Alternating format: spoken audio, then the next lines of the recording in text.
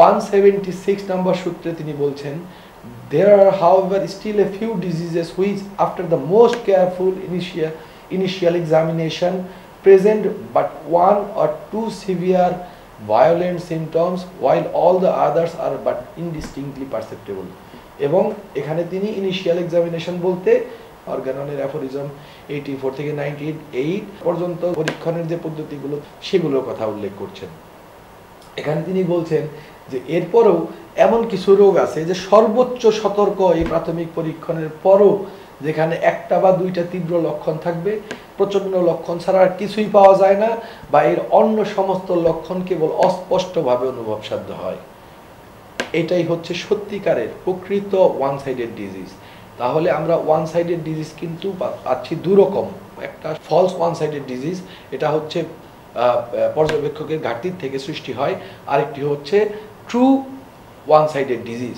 এই true one sided ডিজিজটি বৈশিষ্ট্যটা কি? এখানে একটা বা দুইটা লক্ষণ তীব্র থাকে, প্রচণ্ড থাকে, লক্ষণীয় থাকে, আর অন্য কিচ্ছু পাওয়া যায় না। সমস্ত লক্ষণ যদিও বা থাকে খুব অস্পষ্টভাবে অনুভবসাধ্য হয়। আপনারা বাস্তব জীবনে যখন প্র্যাকটিস করতে যাবেন তখন এই ধরনের কেস বহু পাবেন। এবং মহাত্মা হানিম্যান আজ থেকে 200 বছর 250 বছর আগে যে কথাগুলো বলে গিয়েছেন তা কতটা বাস্তব এবং কতটা সত্য আপনারা পরিচ্ছন্নভাবে দেখতে পারবেন। আমাদের প্রবীণ যারা আছেন তাদের সবাইকে সম্মান করেই বলছি, তারাও আমার কথার স্বীকৃতি দিবেন। আমাদের কোনো ভালো হোমিওপ্যাথ ক্যান্সারকেও ভয় করেন না, তারা ক্যান্সারকেও জয় করতে পারেন অনায়াসে, যদি পেশেন্টের মধ্যে ক্যারেক্টারিস্টিক্স লক্ষণ থাকে। কিন্তু যদি ক্যারেক্টারিস্টিক্স লক্ষণ না থাকে তাহলে একজন হোমিওপ্যাথের পক্ষে সর্দিকেও ভালো করা মুশকিল। খুব বিখ্যাত আজ হোমিওপ্যাথি আঁচিলে ট্রিটমেন্ট করে, টিউমারে ট্রিটমেন্ট করে, কিন্তু আমি বলি আমাদের হোমিওপ্যাথদের মধ্যে সবচাইতে বড় সংখ্যার ফেইলিওরও এই কেসগুলোতেই, যদিও সেই ফেইলিওরের কেস আলোচনায় উঠে আসে না। কাজে আপনারা সতর্ক থাকবেন, সাবধান থাকবেন, এই সূত্রগুলোকে খুব গভীরভাবে পর্যবেক্ষণ করবেন, লক্ষ্য করবেন, কিভাবে তাকে ওভারকাম করা যায় তা নিয়ে গবেষণা করবেন, চিন্তা করবেন। এটাই হচ্ছে নিজেকে উন্নতি করার, নিজের প্রতিষ্ঠিত করার এবং নিজের শিক্ষাকে পূর্ণ করার পদ্ধতি। মনে রাখবেন, যেখানে লক্ষণ আছে আপনাকে শিখতে হবে কিভাবে সেই লক্ষণকে ব্যবহার করে সঠিক ওষুধে পৌঁছানো যায়। কিন্তু যেখানে লক্ষণ নেই সেখানে কিন্তু আপনার শিক্ষাটা হতে হবে আরো অনেক বেশি গভীর। কিভাবে লক্ষণ ছাড়াও এর সমাধান করা যেতে পারে, আদৌ তা সম্ভব কিনা। 177 নাম্বার অ্যাফোরিজমে মহাত্মা হানিম্যান বলছেন, in order to meet most successfully such a case of this, এই ধরনের কেসগুলোতে সবচাইতে সফলতা অর্জনের জন্য, which is of very rare occurrence, যা আসলে খুবই একটা বিরল ঘটনা, we are in the first place to select, guided by these few symptoms, the medicine which in our judgment is the most homeopathically indicated। বলছেন এই বিরল ঘটনা হবে, তারপরেও যদি এটাতে সফলতা লাভ করতে চান, এটা মোকাবেলা করতে চান, সেই সব অল্প কিছু সংখ্যক লক্ষণাবলীর মাধ্যমে উক্ত ওষুধটি নির্বাচন করতে হবে। আমাদের বিচারে যা সর্বোচ্চ রূপে সদৃশ্য বলে নির্দেশিত হবে। অর্থাৎ সহজ কথা হচ্ছে যে তারপরেও যদি এটার মধ্যে ওই আছে, একটু আগে আমি যে কথাটি বলে আসলাম, যে আপনি যদি এই ধরনের কেসগুলোতেও সফলতা লাভ করতে চান, সেখানে রোগীকে আমি বলবো, এটা আমি বলছি আমাদের ব্যক্তিগত অভিজ্ঞতা সাপেক্ষে বলছি, রোগীকে প্রথমেই সতর্ক করতে হবে তার কেসের বৈশিষ্ট্যটি সম্বন্ধে। একটা মাত্র সমস্যা, আচ্ছা দুটো ওষুধ দিলেই চলে যাবে, এই নিন, এই পর্যায়গুলো আমাদের বাদ দিতে হবে, ত্যাগ করতে হবে। প্রথম কথা, রোগীকে অবশ্যই সে ব্যাপারে সতর্ক করতে হবে এবং প্রয়োজন হলে ন্যূনতম যতটুকু বোঝানোর দরকার, হোমিওপ্যাথি সম্বন্ধে ধারণা দেওয়া দরকার, এর ওষুধের কাজ সম্বন্ধে, রোগীর শরীরে কিভাবে সেটা কাজ করে সেই সম্বন্ধে যতটুকু ন্যূনতম ধারণা দেওয়া দরকার দিতে হবে। তাকে মিথ্যা আশাবাদ দেবেন না, আমাদের সম্বন্ধে ভুল ধারণা, ভুল তথ্য দেবেন না। তাহলে সেটা আখেরে শুধু আপনার নয়, আমাদের সমস্ত হোমিওপ্যাথদের ক্ষতির কারণ হয়ে দাঁড়াবে। শিক্ষার্থী বন্ধুরা, এটা আপনার সহপাঠীদের ক্ষতির কারণ হয়ে দাঁড়াবে, আপনার শিক্ষকদের ক্ষতির কারণ হয়ে দাঁড়াবে। রোগীদেরকে শিক্ষিত করুন, তাদেরকে হোমিওপ্যাথির সত্যিকারের ধারণাটি দিন। তো এই ধরনের কেসে যা করতে হবে, মহাত্মা হানিম্যান আমাদেরকে বলছেন যে আপনাকে ওই অল্প কিছু সংখ্যক লক্ষণাবলীর মাধ্যমে সবচাইতে সদৃশ্য যা মনে হবে, যা হোমিওপ্যাথিক হবে, ওই অল্প কয়টি লক্ষণের দ্বারা সেরকম একটা ওষুধ নির্বাচন করতে হবে। মজার ব্যাপার হচ্ছে তাহলে কি হবে সে ব্যাপারে মহাত্মা হানিম্যান আমাদেরকে কিন্তু বলে যাচ্ছেন 178 number অ্যাফোরিজমে। It will no doubt sometimes happens that these medicines selected in strict observance of the homeopathic law furnishes the similar artificial disease suited for the annihilation of the malady present, and this is much more likely to happen when these few morbid symptoms are very striking, decided, uncommon and particularly distinctive characteristics.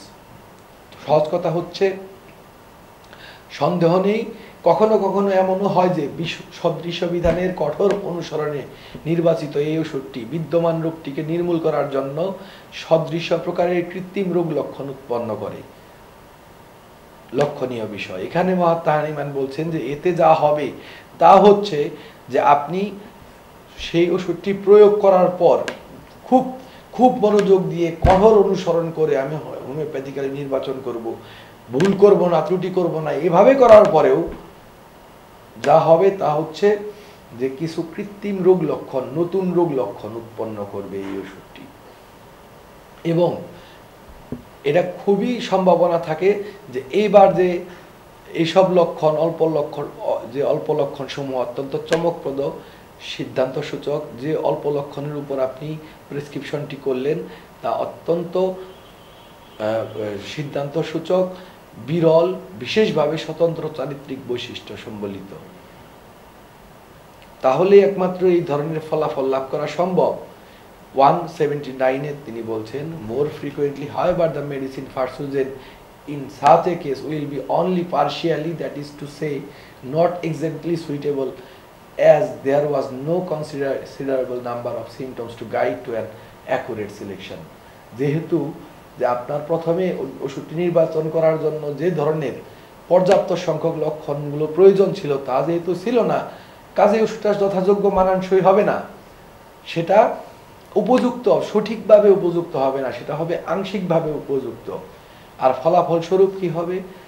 180 নম্বর অ্যাফোরিজমে তিনি বলছেন in this case the medicines which has been chosen as well as was possible but which for the reason above stated is only imperfectly homeopathic will in its action upon the disease that is only partially analogous to it, just as in the case mentioned above where the limited number of homeopathic remedies renders the selection imperfect, produce accessory symptoms, and several phenomena from its own array of symptoms are mixed up with the patient's state of health, which are however at the same time symptoms of the disease itself, although they may have been either to never or very rarely perceived.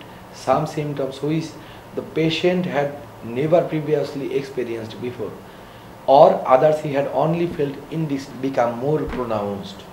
অর্থাৎ এটা সম্ভব যে ওষুধটি নির্বাচিত হয়েছে উপরোক্ত কারণেই তা কেবলমাত্র আংশিকভাবে সদৃশ যে ওষুধটি নির্বাচিত হয়েছে, এবং সেখানে সীমিত সংখ্যক হোমিওপ্যাথিক ওষুধ নির্বাচনটিকে ত্রুটিপূর্ণ করে রেখেছে এবং এটি রোগের সাথে আংশিক রূপে সদৃশ্য হয়েছে। মহাত্মা হানিম্যান বলছেন যে রোগের উপর ক্রিয়া করে এখানে অতিরিক্ত লক্ষণ উৎপন্ন করেন এবং রোগীর স্বাস্থ্যগত অবস্থার সাথে নিজস্ব লক্ষণগুচ্ছের কিছু সংখ্যক বৈশিষ্ট্য মিশ্রিত হয়, যেগুলো মূলত একই সাথে খোদ রোগেরও লক্ষণ, যদিও এ পর্যন্ত তারা কখনো অনুভূত হয়নি বা হলেও খুব অল্পই অনুভূত হয়েছে। কিছু লক্ষণ প্রকাশিত হয় যা রোগী আগে কখনো অনুভব করেননি, অথবা অন্য যে লক্ষণগুলো কেবলমাত্র অস্পষ্টভাবে অনুভব করেছেন সেগুলো আরো সুস্পষ্ট হয়। মহাত্মা হানিম্যান বলছেন যে এই আংশিকভাবে ত্রুটিপূর্ণ লক্ষণটি প্রয়োগ করার দরুন রোগীর শরীরে নতুন লক্ষণ আসতে থাকে, এবং এই নতুন লক্ষণগুলো কাল লক্ষণ আসলে। তাহলে অনেকেই মনে করতে পারেন যে এটা অ্যালোপ্যাথির মতো পার্শ্ব প্রতিক্রিয়া হলো। মনে রাখবেন হোমিওপ্যাথিক ওষুধ এত সূক্ষ্ম মাত্রায়, এত ক্ষুদ্র মাত্রায় দেওয়া হয়, যেখানে রোগীর দেহে মনে জৈব সত্তাতে যদি ওই হোমিওপ্যাথিক ওষুধটার প্রতি কোনো রকম সাসেপ্টেবিলিটি না থাকে, সেখানে মোটেও ওষুধ কিছু করতে পারবে না এত ক্ষুদ্র মাত্রায়। রোগীর শরীরে যদি ওষুধটির প্রতি কোনো সংবেদনশীলতা থাকে, তাহলেই একমাত্র তার শরীরে ওষুধটি ব্যাপকভাবে ভীষণভাবে ক্রিয়া করতে পারে। রোগও সেই সাসেপ্টেবিলিটি অনুযায়ী মানুষের শরীরে আসে, প্রদর্শিত হয়। কাজেই কোনো একটা রোগীতে যখন এত ক্ষুদ্র মাত্রার ওষুধ প্রয়োগ করার পরেও নতুন লক্ষণ উৎপন্ন হয়, সেখানে বুঝতে হবে তার জীবনী শক্তি, তার ভাইটাল ফোর্স আগে থেকেই সাসেপ্টিবল ছিল। মূলত যা হয়েছিল তা হচ্ছে তার মধ্যে লক্ষণগুলো পরিস্ফুট হতে পারছিল না, পরিচ্ছন্নভাবে দেখা দিতে পারছিল না। এবার আপনি সবচাইতে উপযুক্ত হোমিওপ্যাথিক ওষুধটি রোগীর শরীরে প্রয়োগ করার পর তার কি হয়েছে? তার ভাইটালিটি আগের চাইতে শক্তিশালী হয়েছে। এবার সেই শরীর বা মনে আরো কিছু লক্ষণ উদ্ভব করবে। এগুলো কিসের লক্ষণ? মনে হতে পারে সেই ওষুধের লক্ষণ, কিন্তু সেই রোগীর শরীরে যদি ওই লক্ষণগুলো উৎপাদন করার মতো সাসেপ্টেবিলিটি না থাকতো, এই লক্ষণগুলো উৎপাদন হওয়ার যদি কোনো সম্ভাব্যতা না থাকতো, তাহলে এই বিশেষ লক্ষণগুলো দেখা দিত না। আপনাদের প্রশ্নে আসার বিষয়, একটা বেলেডোনাতে 1400 লক্ষণ বর্তমান। আপনি একজন রোগীতে ওষুধ দিলেন বেলেডোনা, তার মধ্যে 10টি লক্ষণ দেখা দিল, কেন আর 1390টি লক্ষণ কেন দেখা দিল না? তাহলে অনেকগুলো উত্তর আসতে পারে, কিন্তু সেই সাথে এটাও সত্যি যে এখানে না দেখা দেওয়ার পিছনে আরেকটি বিশেষ কারণ হচ্ছে রোগীর মধ্যে ওই লক্ষণগুলো প্রকাশের সম্ভাব্যতা ছিল। সে তা জীবনী শক্তি তাকে প্রকাশ করার মতো অনুকূল সহযোগিতা পাওয়ার পর রোগীর মধ্যে সেই রোগীরই লক্ষণগুলো প্রকাশ করেছে। কাজেই মোদ্দা কথাটি হচ্ছে যে এইভাবে ওয়ান সাইডেড ডিজিজে যখন আপনি ওষুধটি প্রয়োগ করেন, রোগীর মধ্যে যে লক্ষণগুলো দেখা দেয় তা মূলত হোমিওপ্যাথিক ওষুধের পার্শ্ব প্রতিক্রিয়াগত লক্ষণ নয়। এটাই মহাত্মা হানিম্যান বলেছেন এই অ্যাফোরিজমে, রোগের বৈশিষ্ট্যগত লক্ষণ। এটা রোগেরই লক্ষণ যা সুস্পষ্ট হয়েছে। রোগী হয়তো আগে এগুলো অনুভব করেননি, কিংবা খুব অল্প অনুভব করেছেন, হয়তো যে লক্ষণগুলো প্রকাশ পেয়েছে সেগুলো খুব অস্পষ্টভাবে তার মধ্যে আগে থেকে ছিল, কিন্তু এবার তা সুস্পষ্ট হয়েছে। মহাত্মা হানিম্যান এটাই তুলে ধরেছেন। আশা করি এই জটিল বিষয়টি আপনারা বুঝতে পেরেছেন যে এটা ঠিক পার্শ্ব প্রতিক্রিয়া নয়। আপনি সঠিক ওষুধ দিলে আপনার রোগীর মধ্যে যে নতুন লক্ষণগুলো আসবে, অর্থাৎ তার রোগের চেহারাকে সম্পূর্ণ করেছে।